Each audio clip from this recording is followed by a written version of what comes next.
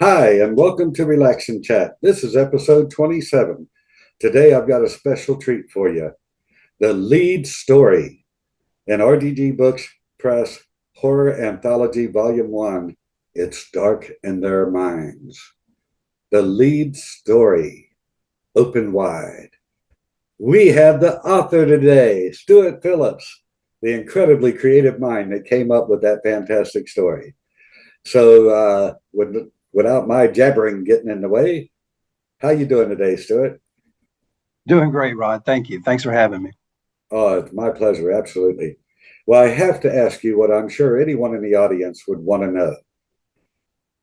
What inspired that amazing story?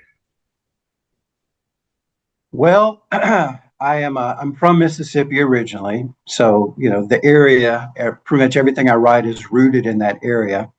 Mhm. I had been going through a little phase where I was reading a lot of short stories by Barry Hannah and Larry Brown, who are Mississippi authors who do a little gritty, a little noir, and a little weird.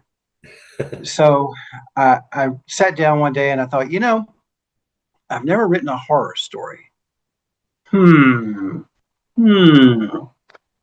So as I thought about it, and I thought, well, I like zombies. I mean, I don't like zombies. Okay, they're okay. I'm sure some of my best friends are zombies, I guess. So I wanted something that dealt with a zombie who may or may not be real, because one of the things about the South is that we are the land and the people are haunted, and we're haunted by our past. So I wanted to write a story that dealt with a protagonist who really wasn't a hero, who had a lot of overlays of class issues because those are huge in the South. It's a very very class based society, Yeah. and I wanted you to always be wondering: is there really something there? Is there not something there? Until the very end, when even then, maybe it exists, maybe it doesn't. Maybe he's just a crazy redneck who murdered someone, and his conscience is coming after him like a Dostoevsky novel. One of the things that popped in my mind on the first reading of the story, and this is a great compliment, please take it as such. But going way back in my many years, I was a huge fan of Stephen R. Donaldson, Oh yeah, excellent sci-fi and fantasy writer. And one of his most famous works was Donald, the Chronicles of Stephen Covenant. There were six books. yes, the Unbeliever. Yeah, exactly. And the whole point of that story, the biggest key to that story, is a very unlikable main character. And immediately I thought of that when I read your story for the first time, is you did the art, and it is an art, of taking an unlikable guy. You don't particularly like this main character, and making him so interesting you can't stop reading it. You got to read it. You got to find out what's going to happen. You did a magnificent job of doing that. And the first thing I thought of was Stephen R. Donaldson, because he was a master at that. And He was. I and read that whole series as a teenager. Yeah. yeah, now I love the real story, his sci-fi side. And I think there was a story written about a mirror that was freaking amazing. He did a lot of great work, and it's a shame we don't hear much about him anymore, you know? But that's what I thought of when I first read your story. I was like, wow. And believe me, not everybody can pull that off. To take an unlikable main character and make him so interesting that you want to see, matter of fact, you have to see what happens. Fantastic. I applaud you for that. Yeah, Great I work. appreciate it. Thank you. I know there was Flannery O'Connor once observed that the writer's job is to take the small mundane details and then allow people to extrapolate that into larger issues. And Yeah. so making him unlikable but understandable.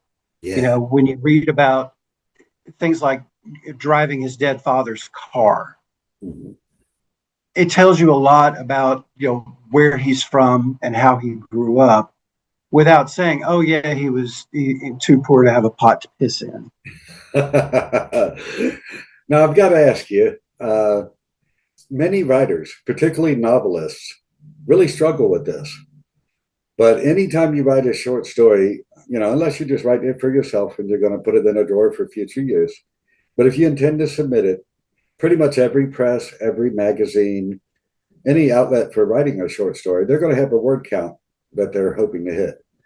And most novelists, not all, find it difficult because you're used to a novel having all this room to build the world, build the character, make it happen.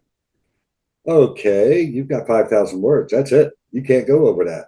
Do you find it to be exciting and fun, or do you find it difficult to write a short story and get your entire thought in there, but to maintain that word count? It's an interesting dilemma because depending on where you're planning on submitting it, it can vary so wildly. I've done flash fiction, in some places 100 words, 250 words, and they're going over it and over it and over it, and it's almost like you're weeding a garden, and you have to keep going over and over, and every time a piece of grass sprouts up, you have to go in and nip that piece of grass until all you're left with are flowers. Yeah. But then when you hit that 1,000 to 3,000 word range, I think there's enough room there that if you're conscious of what you're doing, for example, when I went to college, I graduated in 3 years because I always made sure that my classes, that I was killing 2 requirements with each class. If I had to have a certain number of hours at 300 level and above, and I also had to have a certain number of fine arts classes. Well, I take a 300 level fine arts class. So I got 2 things with 1 class. Yeah. And similarly, when you're doing a short story, I think it's important that everything serves 2 functions. You're not just setting a scene, but you're setting a scene that also helps characterize the protagonist, or it helps drive the action in some way. I think if you're mindful of that, then the word count you'll take care of itself. Yeah, yeah. I think the biggest challenge, again, mostly for novelists, but even somebody that all they write is short stories, it's always a little bit of a challenge that you just don't have a lot of elaboration room. So you either end up with a synopsis that's not very entertaining, or you jump right into something gripping right off the bat, and you almost build your character with the plot. The plot dictates who your character is because you don't have time to separate those, And in your story, that worked wonderfully. I mean, each step of the plot told you more about who this character was, and it was fantastic. That's why it's the lead story. It's absolutely fantastic. Well, thank you. And they talk about in novels even, but in short stories as well. I think you can have plot driven or character driven, and usually ne'er the twain shall meet. But to me, if you're going to write a novel that is engaging but also literary enough to be worth reading, you have to have both. And the same with the short story. If it's just a profile of someone's character and nothing happens, well, somebody may read that one story, but they're not going to read your second story. Yeah. Yeah, I've been pretty well known to say, give your story what it needs. It doesn't matter if it's a novel or a short story, flash fiction. My first book was 3 short stories, 2 flash fiction and 1 short story. That's all the bigger my first book was. And those little flash fiction stories have gotten just as much or more praise than an 8,000 word short story I wrote. And I'm not saying a word about any talent I may have as a writer, but I am saying that if you do it, like you said, with intention, you can make 5,000 words or you can make 500 words very gripping. I think Hemingway pulled it off with like 10 words. You The remember master of with the bathing terseness. suit? Yes. Yeah. Yeah. Well, it's a little short video, but I'm so honored to be able to introduce you to my audience and to anyone who sees this video. I feel like a star is born. I hope you'll write a whole bunch of stories because your skills are very impressive. They really are. Um, so I have to ask you, if anything, what are you working on right now? Are you writing some more short stories or what got anything going Uh, on right now? well, right now, actually today, I'm in the midst of spending 2 weeks in Savannah, Georgia, doing revisions on a novel. I just finished an intensive novel intensive workshop at Colgate Writers Conference, Oh, and I have a completed manuscript, 90,000 words, and oh, everybody liked it. Had some suggestions. Met an agent, he liked it. Had some suggestions, so I'm down here just killing some vacation time and doing some revisions. So cool. hopefully the next great Southern novel will be coming out. Oh, fantastic. Remember, if you will, a little advice. Everything in writing takes longer than we think it will. You've got to have patience.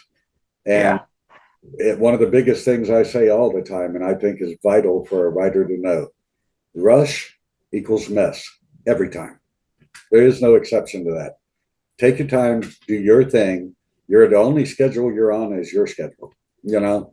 Yeah. And, you know, George R. Martin has proven that, he'll get the stories done when he gets them done, It's true. and Well, really, like the project manager's creed, you can have it fast or you can have it right. Which one do you want?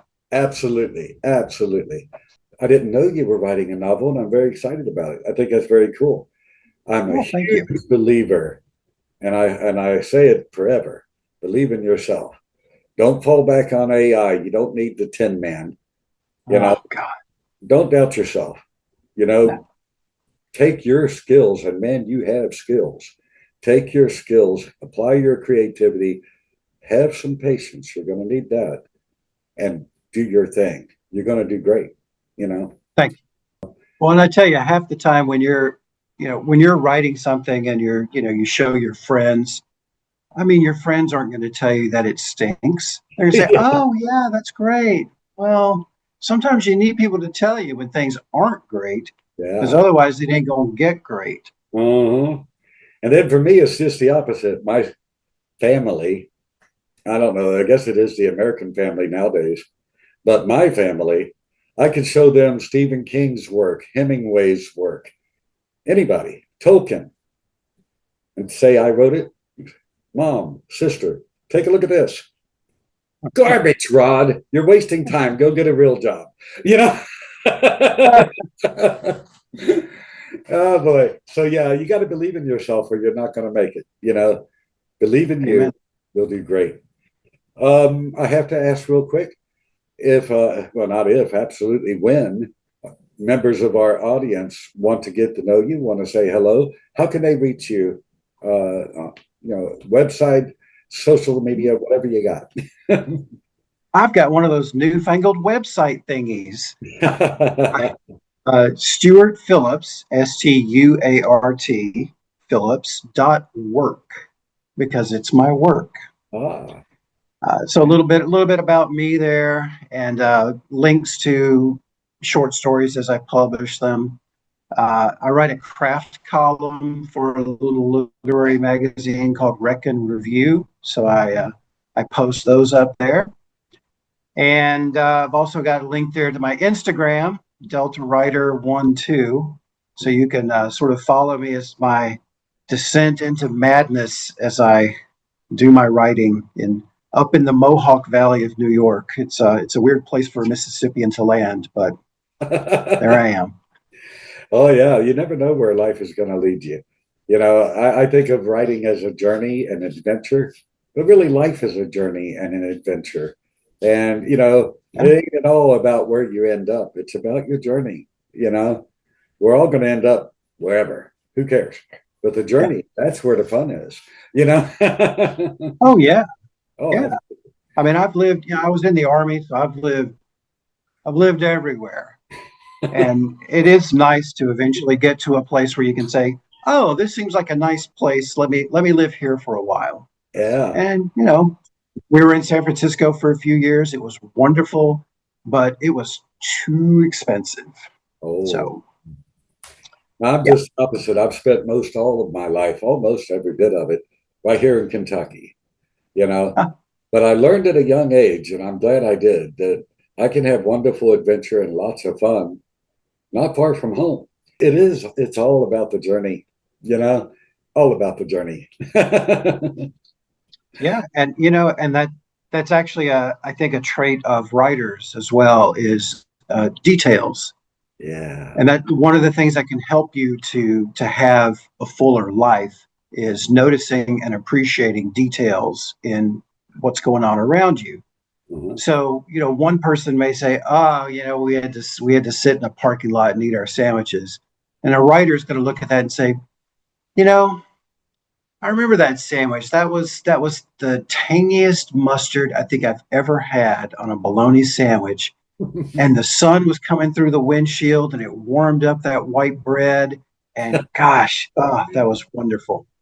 Absolutely. Next thing you know, the writer is writing a story based on it. I That's true. That's love it. true. I love it. I love the way that a writer thinks, because I think nobody else can enjoy just everyday life as much as a writer can. It's so fantastic. Well, I'm afraid we're going to run out of time. And it really stinks for me because, believe me, I'm finding this incredibly enjoyable. I could talk to you for hours. I think you're fantastic. I want to say again, you deserve the honor of the lead story in that anthology. That story is incredible. You did a great job. And that I means, appreciate it. I've yeah. already bragged to my wife and my friends that I'm the first one listed there. Yeah, and that is an honor. Most writers don't realize that. But in a collection or in an anthology, it's a real honor to have that first place. And it don't make your story any better than anybody else's. But it's a Yeah. nice honor to say, wow, I must have wrote a pretty good story, and it feels real good. I think it was last year, Criminali's Garbology anthology came out, and I had the honor of having the first story in that. And I pranced around like a rooster in a hen house. It made me feel so good. Well, is there anything else you'd like to share with the audience? We got a minute or two left here. Stay away from AI. There you go. I'm 100% with you. You don't need the Tin Man. There's centuries of writing to prove long before he came along. You don't need him. You know, everybody wants it. Right. I mean, AI is trained on, here's the similarity. AI is trained on other people's writing. Okay. Writers train on other people's writing. Yeah. However, AI then takes that writing, uses an algorithm programmed by a computer programmer to spit out some sort of mush Right. from that. You take a spark given to you by God Himself, and then you use that to make a gem. Yeah. You want mush or you want a gem? Absolutely. I could not have said it better. Perfect. Absolutely perfect. And I sure hope there's a lot of new writers in the audience because you just gave some of the greatest advice a writer could hear. Thank you for that. I could not have said it better. Fantastic. Appreciate it. Well, if you'll hold on just a moment, I'm just going to say. Plus, we don't want Skynet coming. Yeah, I don't want no Terminators chasing after me. Well, to the audience, I hope you've enjoyed this interview. I've absolutely enjoyed it. Mr. Phillips is not only a great writer, but quite an entertaining fellow to hang out with. And I hope a lot of people see this. I hope a lot of people enjoy it. Stuart, I can't thank you enough. I am going to make a quick confession. A little bit ago, Stuart spelled out his first name. All right, I'll admit it. Here I am, a full service editor, owner of a press, starting to get a little bit of a head. Dummy. misspelled his name for the first 10% of our work. And I apologize to it. I think I'd edit this out of the interview, Rod. Edit this out of the interview. I'm glad you corrected me on that. That was a foolish thing, but I say it all the time. I'm not an expert of anything. I'm going to make mistakes, and I'm glad you caught it. I'm glad we got it right. I'm very proud of that anthology and very proud of your story that's in it. And thank you. Audience, I've been reading. I've read a couple of the other stories, and they are all very entertaining. Oh, it's amazing. We got such a great variety of styles and plots and characters. Fantastic writers. I can't believe such great writers are in there. They're just amazing. And we got 2 more volumes to come, so it's going to be a great little collection of stories. And to the audience, again, I hope you enjoyed this show. And for now, relax and chat. Episode 27 has come to an end. Be looking for the next one. You guys have a wonderful day. Bye-bye.